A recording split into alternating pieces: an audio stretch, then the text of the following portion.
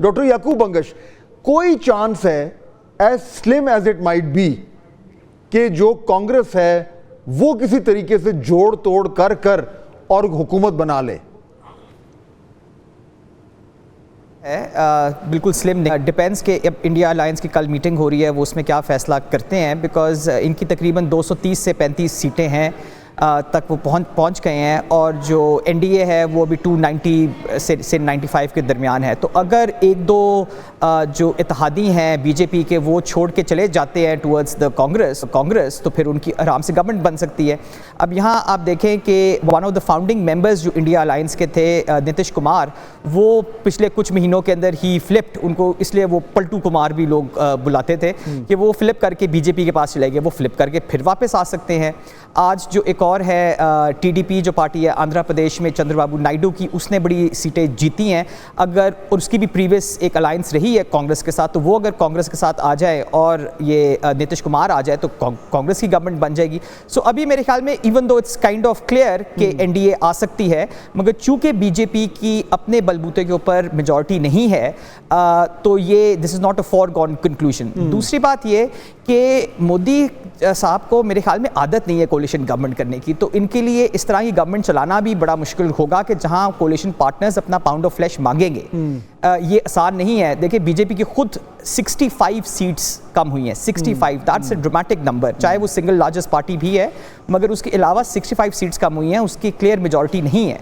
तो इसलिए काफ़ी मुश्किलात का उनको सामना करना पड़ेगा। जो मेरे ख्याल में बेस्ट केस सिनारियो है फॉर द बीजेपी कि अभी हुकूमत चला लें and probably they will go towards mid term election in a year और टू, बिकॉज ये 5 साल तो पूरे करता काफ़ी मुश्किल दिखाई दे रहा है। तैमूर झगड़ा साहब, इसमें फिर कम अज़ कम ये तो होता नज़र आ रहा है कि जो कहा जा रहा था और जो बीजेपी वाले खुद भी कह रहे थे और नरेंद्र मोदी भी कहते फिर रहे थे कि जी अब उनका बड़ा ही एक स्ट्रॉन्ग हिंदू एजेंडा है, पूरी जो पूरा वो कह रहे थे कि सोल ऑफ इंडिया चेंज होगी, पता नहीं क्या क्या चेंज होगा, एक रेडिकल शिफ्ट आएगा in the way that India is actually structured as a जो उनकी अपनी आइडेंटिटी है। वो सब कुछ तो मेरे ख्याल में होता नजर नहीं आ रहा, ये जो जिस तरीके से जो मैंडेट आया है।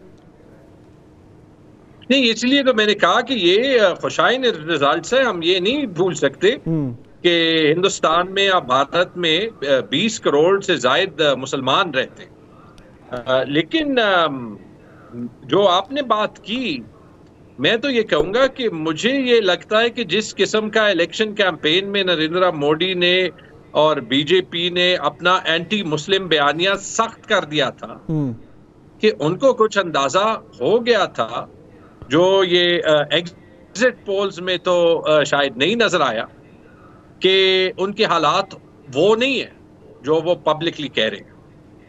इसी तरह जैसे नवाज शरीफ को अंदाजा हो गया था कि वो 21 अक्टूबर के जलसे के बाद, कबूतर वाले जलसे के बाद हालात वो नहीं है, और शायद इसलिए वो अगले 3-4 महीने में रिएक्शन फर्क था। नवाज शरीफ ने कैंपेन ही नहीं की। नरेंद्र मोदी ने ये समझा कि वो अपने रिलीजियस बेस को अपील करके जो है वो कैंपेन करके अपनी मेजॉरिटी हासिल कर देगा।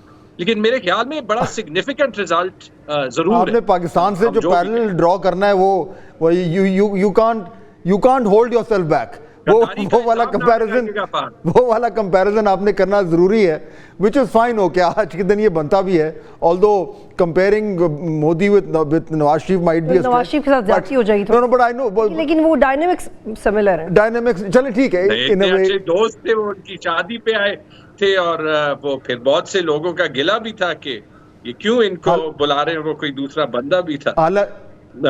हालांकि अभी एक स्पीच में ना मोदी साहब ने बड़ा उस पर बड़ा एक तरीके से तंज भी किया था कि मैं किस तरीके से आया और क्या, all in a very bad taste. Doctor Bangash, so इसका हमारे ऊपर क्या इम्पैक्ट हो सकता है पाकिस्तान पे? तो ये बड़ी अपॉर्चुनिटी है। अब जिस तरह तैमूर ने भी मेंशन किया कि ऑफ कोर्स इंडिया का इलेक्शन है, मगर ये है कि चूंकि हमारा नेक्स्ट डोर नेबर है, लार्जेस्ट नेबर है, वो नेबर है कि जिसके साथ 76 साल से हमारे मेजर इश्यूज़ हैं, तो वहाँ जो भी गवर्नमेंट बनती है या जो भी इलेक्शन होता है, इसका डायरेक्ट ताल्लुक हमारे साथ है।